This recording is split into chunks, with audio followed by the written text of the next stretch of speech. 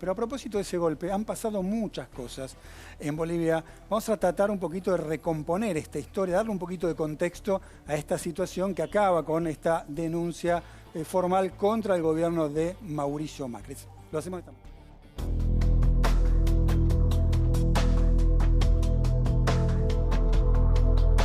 8 de noviembre de 2019. Bolivia vive días agitados a nivel social y político. Las calles se tiñen de violencia y la policía deja de responderle al presidente Evo Morales. El golpe estaba cocinado. El 10 de noviembre, en un intento de pacificar el país, Evo decide dejar la presidencia. Estoy renunciando justamente para que mis hermanas y hermanos, dirigentes, autoridades del movimiento al socialismo, no sean hostigados, perseguidos, amenazados. 2 días después, Jeanine Áñez se autoproclama presidenta de Bolivia. Ha permitido que la Biblia vuelva a entrar a Palacio. Con el apoyo de las fuerzas policiales y militares, la derecha boliviana toma el poder. ¡Que viva la Policía Nacional!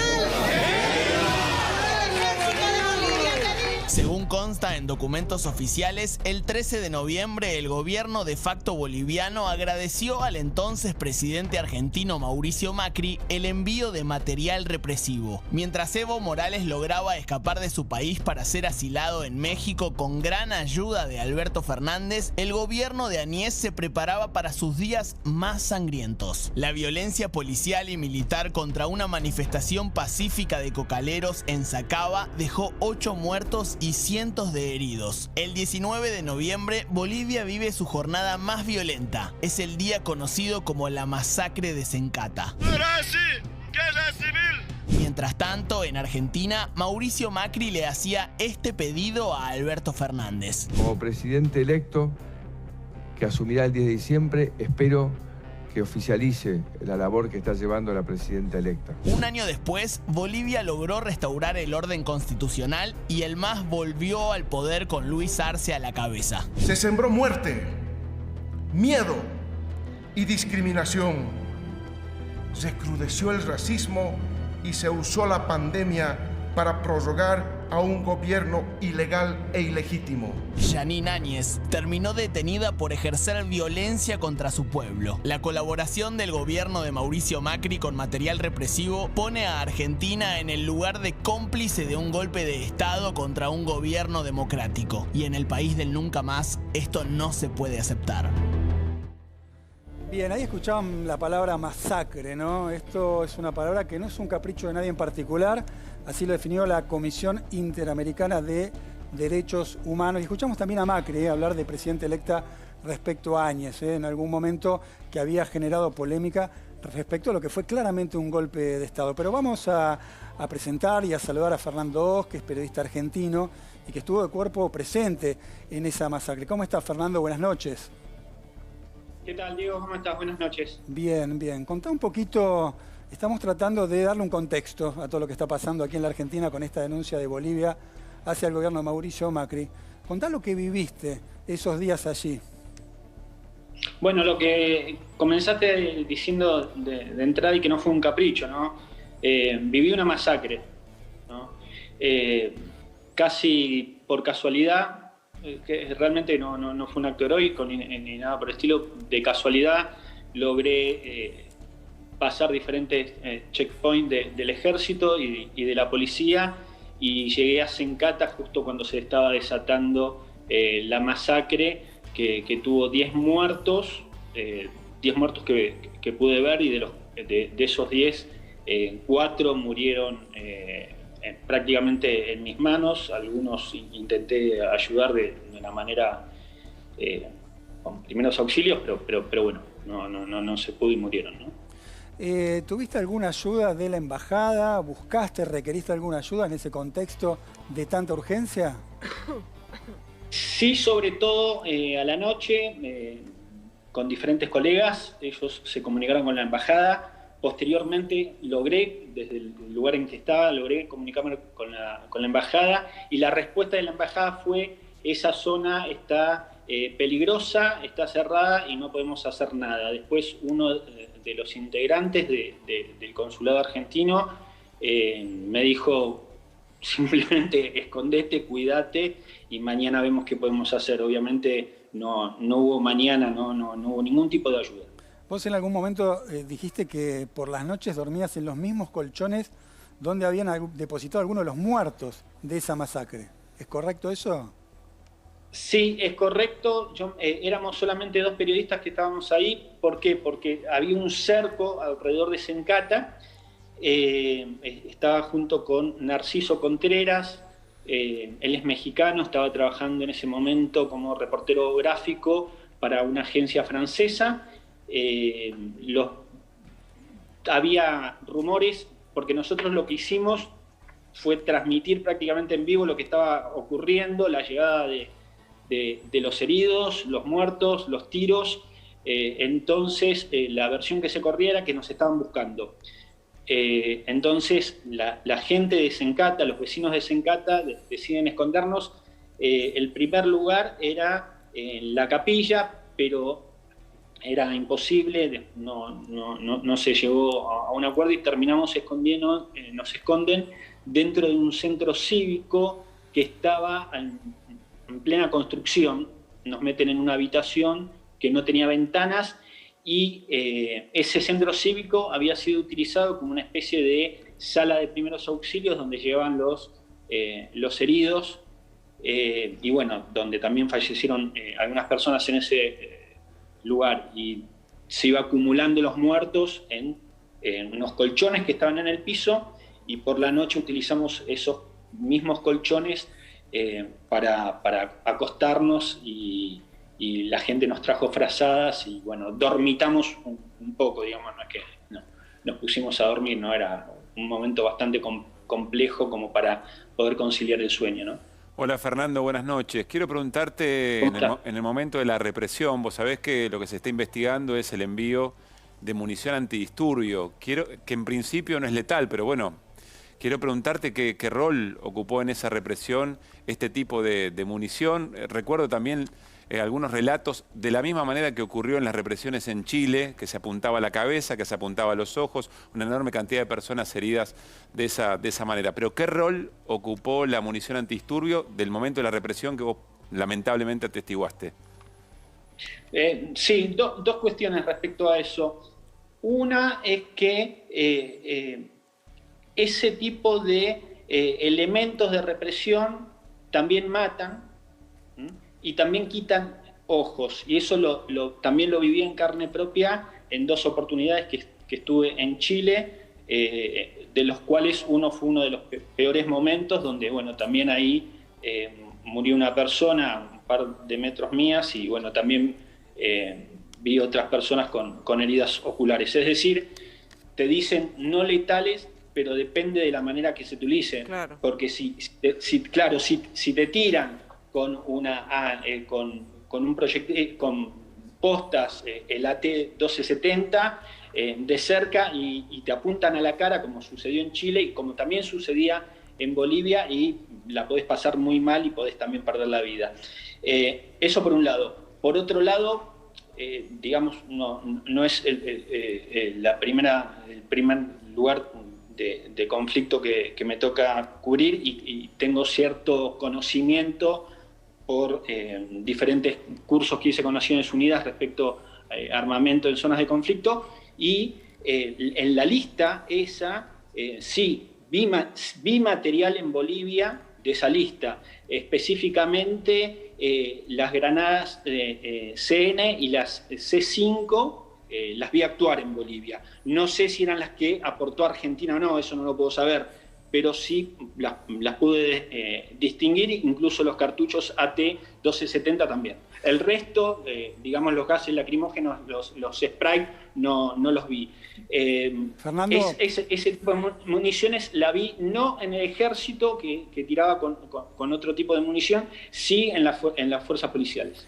Déjame sumar a Pablo Stefanoni, que es colega también, historiador, ha hecho un libro sobre la derecha en el mundo, los movimientos de derecha, porque tiene una mirada que va a completar un poquito esto que estás contando, que es lo que ha sucedido in situ, pero hay un contexto también, y por ahí voy a arrancar por el poder judicial, ¿no? Y una palabrita que ronda en la región, que es el lawfare. que de alguna manera es la justicia metiendo el hocico en la política para tratar de cumplir algún objetivo de alguien. Y yo no sé si esto ha funcionado en aquel momento con el golpe y si sigue funcionando. ¿Cómo estás, Pablo? Buenas noches. Hola, ¿qué tal? Buenas noches. ¿Cómo están? ¿Escuchaste la pregunta? Sí. Bueno, creo que el tema de la justicia en Bolivia es un tema bastante sensible porque es una justicia muy poco independiente y eso fue así antes del gobierno de Evo Morales, durante el gobierno de Evo Morales, después del gobierno de Evo Morales.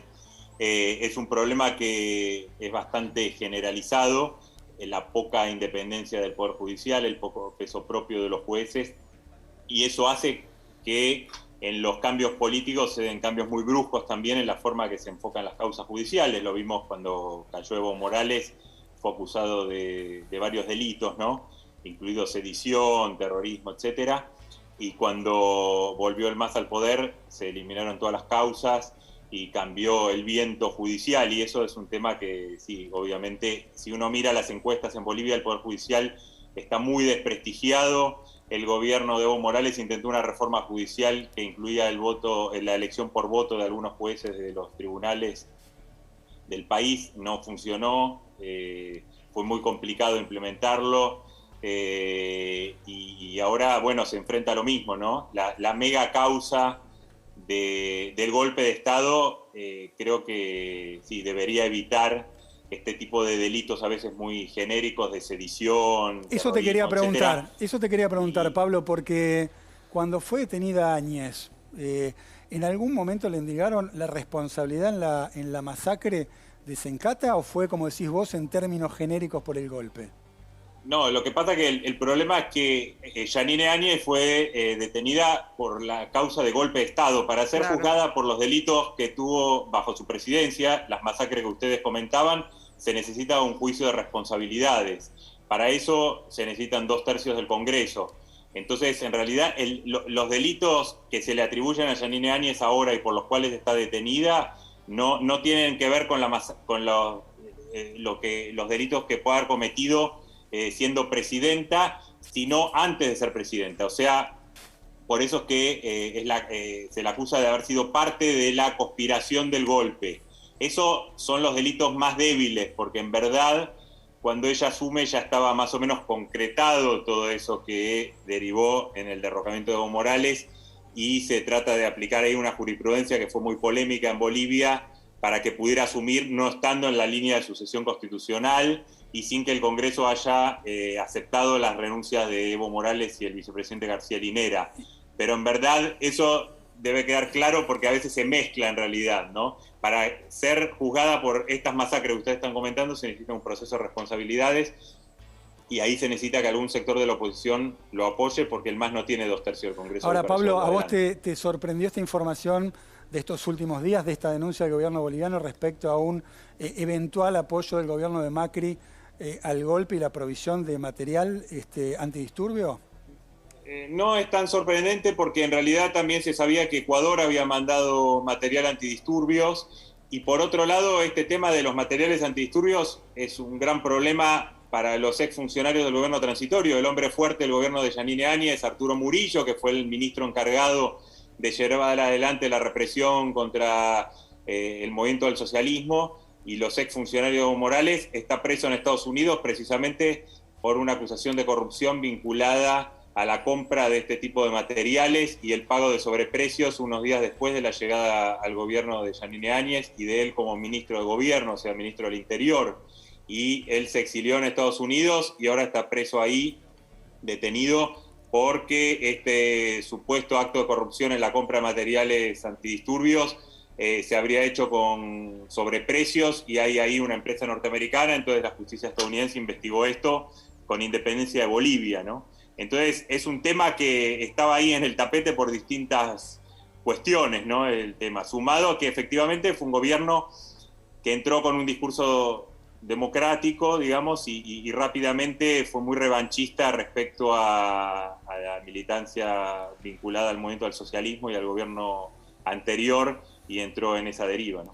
Hola Pablo, buenas noches. En este contexto, ¿cómo caracterizás la definición que da el expresidente Mauricio Macri de los golpes de Estado y un nuevo modo de los golpes que él caracteriza como infiltrar dentro de un gobierno electo democráticamente para ir deslegitimando, digamos, o quitándole institucionalidad a las democracias, y este episodio.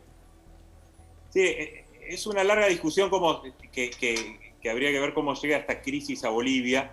Yo creo que hay un momento que es el referéndum 2016, donde se plebiscita la posibilidad de reelección. Evo Morales pierde ese referéndum y pese a eso insiste en la posibilidad de reelección. Eso va debilitando en muchos aspectos al gobierno y le permite a la oposición levantar la bandera democrática, que hasta ese momento no había sido posible, porque el MAS ganó todas las elecciones de manera con muchísima diferencia de votos y en general con más del 60%.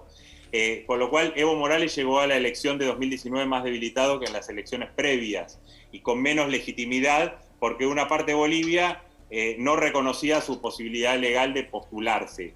Eso termina complicándose aún más con la propia elección, las denuncias de fraude, etc. Hasta ahí las denuncias de fraude eran llevadas adelante y las movilizaciones por Carlos Mesa, que era el que había quedado segundo, el expresidente Mesa. Claro.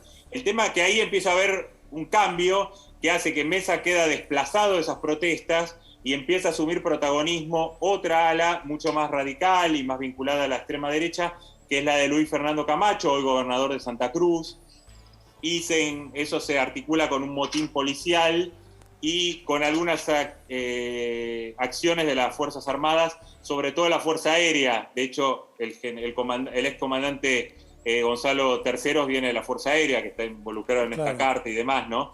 Que habría movilizado aviones y demás sin autorización antes de la renuncia de Evo Morales. Entonces, ahí hay una deriva que termina en esta asunción de Yanine Áñez sin estar en la línea sucesoria y en la sugerencia de los militares de que Evo Morales renuncia, y ahí es donde toma esta dimensión de golpe, ¿no?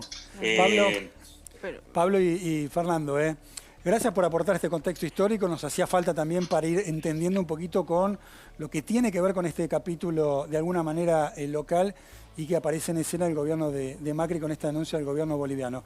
Gracias, insisto, por este aporte que nos ayuda a contextualizar lo que viene pasando. Buenas noches. Gracias a ustedes, buenas noches. Gracias a vos.